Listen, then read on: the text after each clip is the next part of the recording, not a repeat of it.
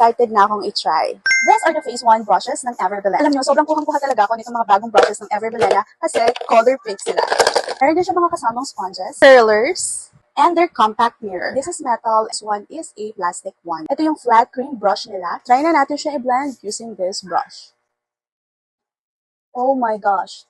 Ang lambot niya, guys. Walang tusok effect and ang bilis niyang ma-blend. Ang kinis! Hindi siya aksayado sa product dahil hindi siya kumakain ng maraming products. Ang sarap niyang gamitin. It glides smoothly. Seamless yung nagagawa niya sa foundation. Next naman, maglagay tayo ng concealer. Lagay ko lang siya dito and dito.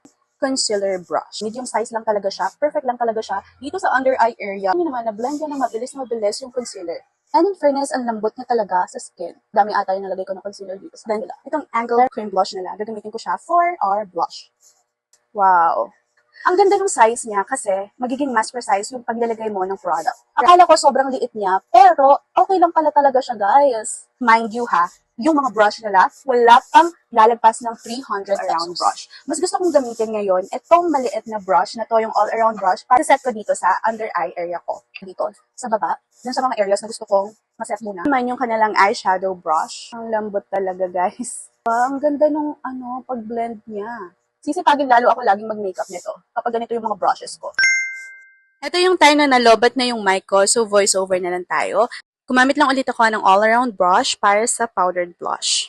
So mag-curl na ako ng lashes. Ang ginamit ko is yung EB Eyelash Lift Curler. May dalawang lip brushes yung Everbelena. Meron tayong lip smudge brush at yung silicone lip brush. So, una kong ginamit is yung smudge brush. Gusto kong i-achieve yung parang pa-ombre effect na lips. Next is the silicone lip brush. Ang hygienic gamitin nito dahil after mo siyang gamitin, pupunasan mo lang siya ng tissue or wipes. Sa paglalagay ng highlighter, ginamit ko ulit yung all-around brush. Gagamit na ako ng EB powder brush. Ito yung pinaka-last. Gagamitin ko to sa pag-set ng powder doon sa makeup ko.